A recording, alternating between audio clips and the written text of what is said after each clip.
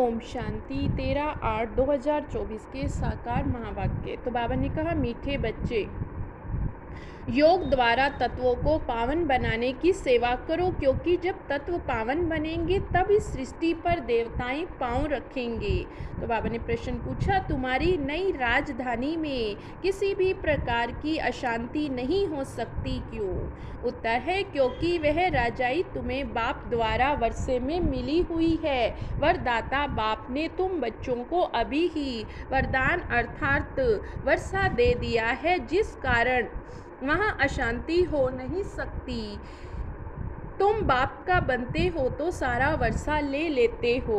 ओम शांति। बच्चे तो जानते हैं, जिसके हम बच्चे हैं उनको सच्चा साहिब भी कहते हैं, इसलिए आजकल तुम बच्चों को भी साहिबजादे भी कहते।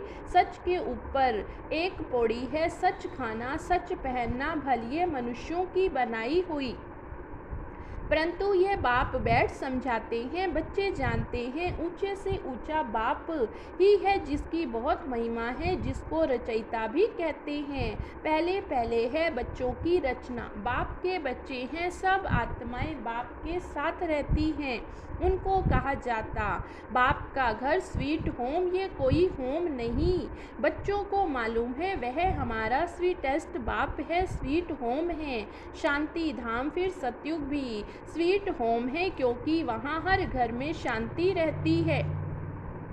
यहाँ घर में लौकिक माँ बाप के पास भी अशांति है तो दुनिया भी अशांति है, वहाँ तो घर में भी शांति तो सारी दुनिया में भी शांति रहती है। सतयुग को नई छोटी दुनिया कहेंगे, यह पुरानी कितनी बड़ी दुनिया है। सतयुग में सुख शांति है, कोई हंगामे की बात नहीं, क्योंकि बेहद के बाप से शांति का वर्षा मिला हुआ। गुरु गोसाई आशीर्वाद देते हैं, पुत्रवान भव आयुष्मान भव, यह कोई नई आशीर्वाद नहीं देते हैं।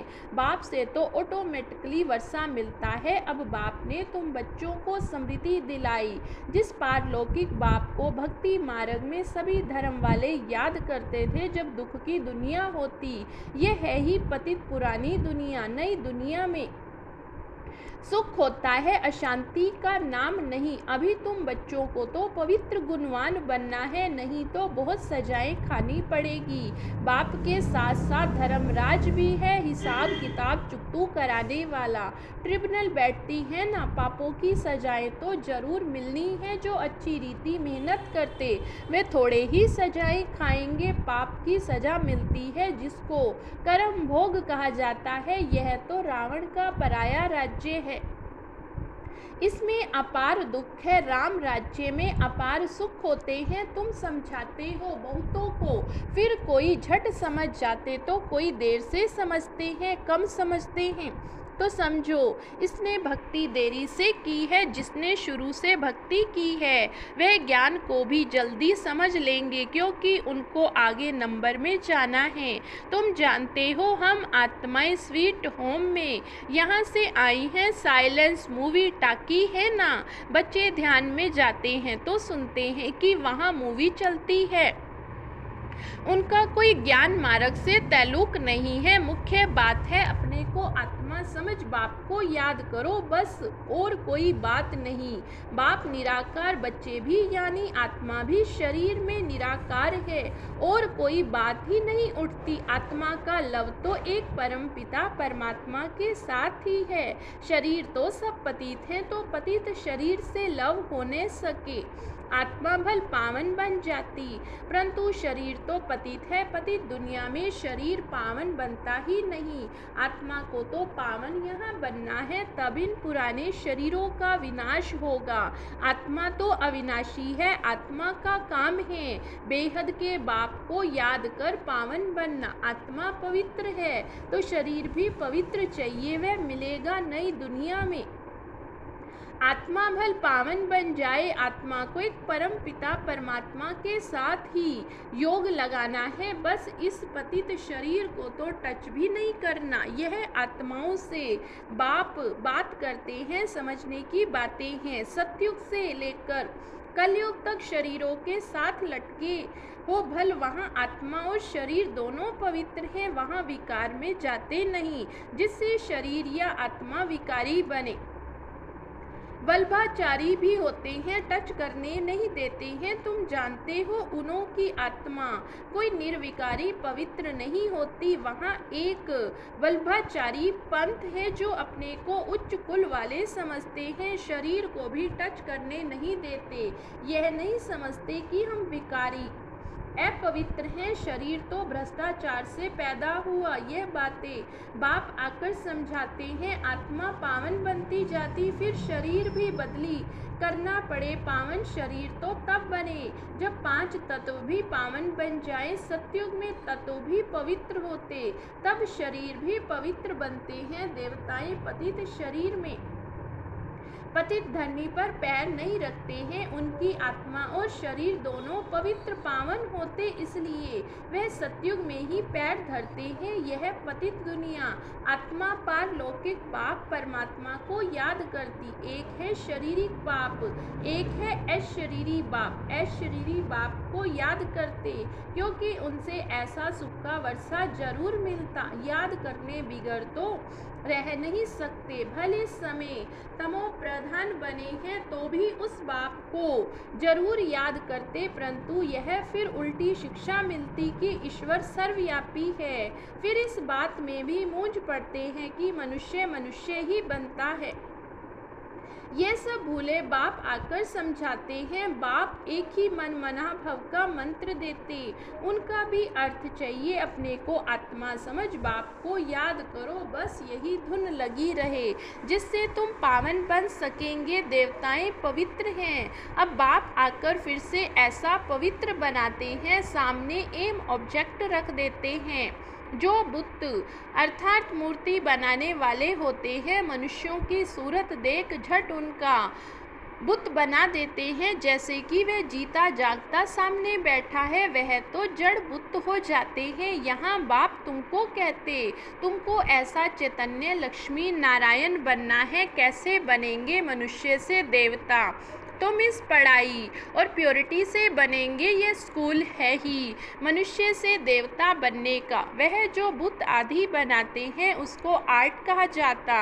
हूबहू वही शक्ल आदि बनाते, इसमें हूबहू की तो बात ही नहीं। यहाँ तो जड़ चित्र हैं, वहाँ तो तुम नेचुरल चैतन्य बनेंगे। 5 तत्वों का चैतन्य शरीर होगा। यह तो जड़ चित्र है, मनुष्यों का बनाया हुआ। हूबहू हो न सके क्योंकि देवताओं का फोटो तो निकल न सके। ध्यान में भल साक्षात्कार करते हैं, परंतु फोटो निकल न सके। कहेंगे हमने ऐसा दीदार किया। चित्र तो न खुद न कोई और बना सके। खुद ऐसा तब बनेंगे जब बाप से नॉलेज लेकर पूरी करेंगे, तब हूबहू कल्प पहले मिसल बनेंगे। यह कैसा कुदरती वंडरफुल ड्रामा है। बाप बैठ यह कुदरती बातें समझाते मनुष्यों को, तो ये बातें ख्याल में भी नहीं रहती। उन्हों के आगे जाकर माथा टेकते हैं। यह समझते हैं ये राज्य करके गए, परंतु कब ये पता नहीं, फिर कब आएंगे, वह क्या करेंगे, कुछ भी पता नहीं। तुम जानते हो सूर्यवंशी चंद्रवंशी जो होकर गए हैं वे हूबहू फिर से बनेंगे जरूर। इस नॉलेज से वंडर है ना। अब बाप समझाते हैं ऐसा पुरुषार्थ करने से तो देवता बनेंगे। एक्टिविटी वही चलेगी जो सतयुग त्रेता में चली है। कितना वंडरफुल ज्ञान है ये बुद्धि में ठहरे भी तब जब दिल की सफाई हो। सबकी बुद्धि में ये बातें ठहर ना सके। मेहनत चाहिए, मेहनत बिगड़ तो कोई फल थोड़े ही मिल सकता है। बाप तो पुरुषार्थ कराते रहते, पर ड्रामा अनुसार ही होता, परंतु पुरुषार्थ तो करना होता। ऐसे थोड़े ही बैठ जाएंगे, ड्रामा में होगा तो हमसे पुरुषार्थ चलेगा। ऐसे भी जंगली ख्यालात वाले बहुत होते हैं, हमारी तकदीर में होगा तो पुरुषार्थ जरूर चलेगा। अरे पुरुषार्थ तो तुमको करना है, पुरुषार्थ और प्रारब्ध होती। मनुष्य पूछते हैं पुरुषार्थ बड़ा या प्रारब्ध बड़ी, परंतु पुरुषार्थ को बड़ा रखा जाता है जिससे प्रारब्ध बनती है। हर एक मनुष्य मात्र को पुरुषार्थ से ही सब कुछ मिलता है। कोई ऐसे भी है पत्थर बुद्धि हो पड़ते जो उल्टा उठा लेते, समझा जाता है ना। इनकी तकदीर में नहीं तो टूट पड़ते हैं। यहाँ बच्चों को कितना पुरुषार्थ कराते हैं, रात दिन समझाते रहते। अपने कैरेक्टर्स जब सुधारने हैं, नंबर 1 कैरेक्टर है पावन बनना है। देवताएं तो है ही पावन, फिर जब गिर पड़ते हैं तो कैरेक्टर्स बिगड़ते हैं तो एकदम पतित बन जाते हैं। अभी तुम जानते हो हमारा तो A1 कैरेक्टर है, फिर एकदम गिर पड़ेंगे। सारा मदार है पवित्रता पर, इसमें ही बहुत डिफ़िकल्टी होती है। मनुष्यों की आंखें बहुत धोखा देती हैं, क्योंकि रावण का राज्य है, वहाँ तो आंखें धोखा देती ही नहीं। ज्ञान का तीसरा नेत्र मिल जाता है, इसलिए रिलीजियन इज माइट कहा जाता है। सर्वशक्तिमान बाप ही हाकर ये देवी देवता धर्म की स्थापना करते, भल करती तो सब आत्मा है, परंतु मनुष्यों के रूप में करेगी वह बाप है। ज्ञान का सागर देवताओं से इनकी महिमा बिल्कुल अलग है, तो ऐसे बाप को क्यों नहीं याद करेंगे। उन्होंने तो नॉलेजफुल बीज रूप कहा जाता है, उनको सत्य चित आनंद क्यों कहा जाता है। झाड़ का बीज है तो उनको भी झाड़ का मालूम तो है ना, परंतु वह है जड़ बीज, उनसे आत्मा जैसे जड़ है। मनुष्यों में है चैतन्य आत्मा।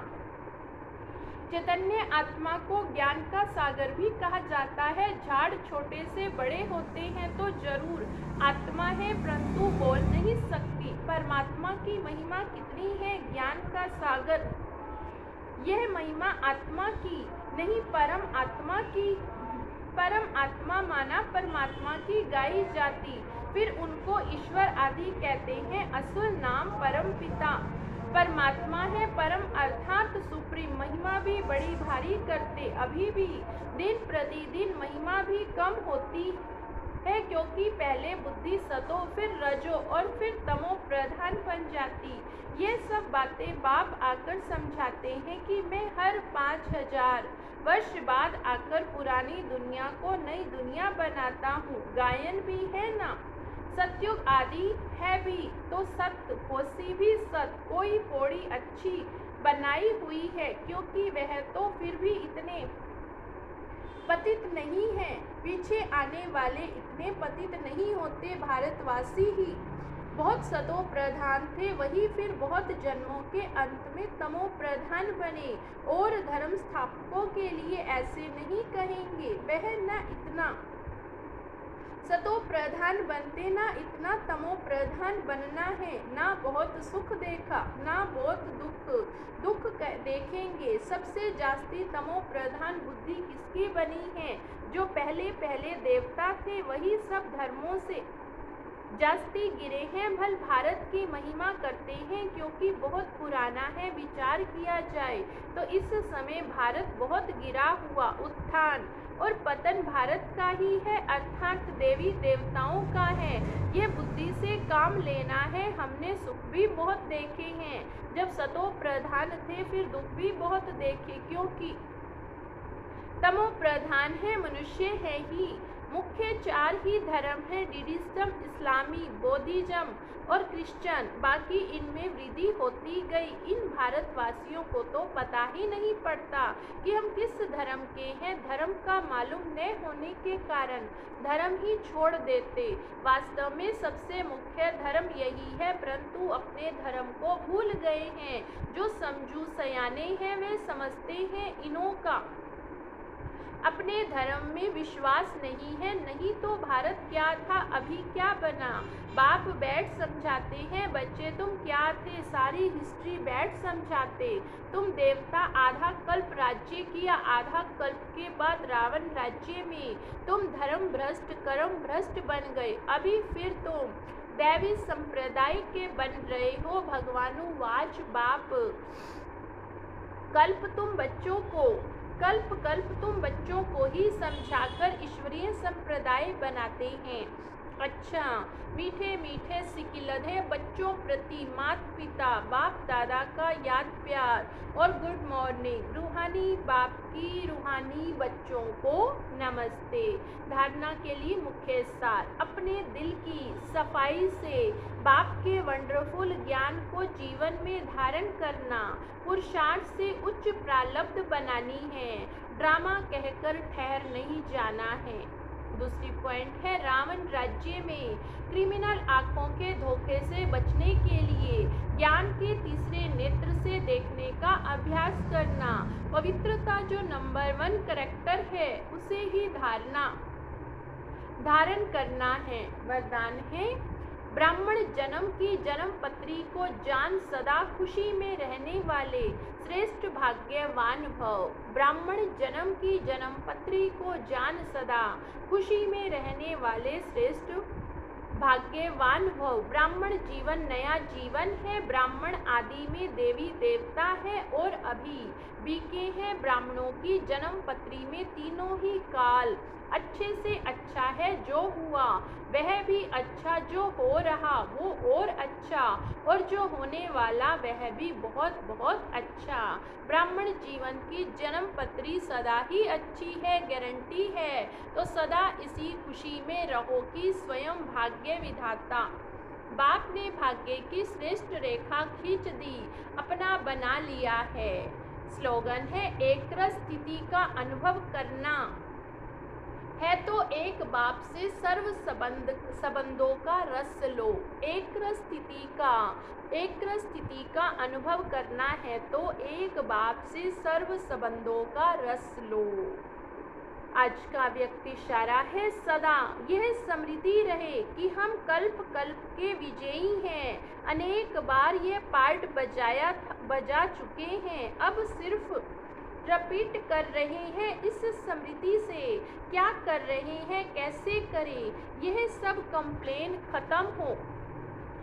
खत्म हो जाएंगी और कंप्लीट बन जाएंगे। सदा डबल लाइट स्वरूप की स्मृति की समर्थी हो तो कोई भी असंभव कार्य संभव हो जाएगा। अच्छा, ओम शांति।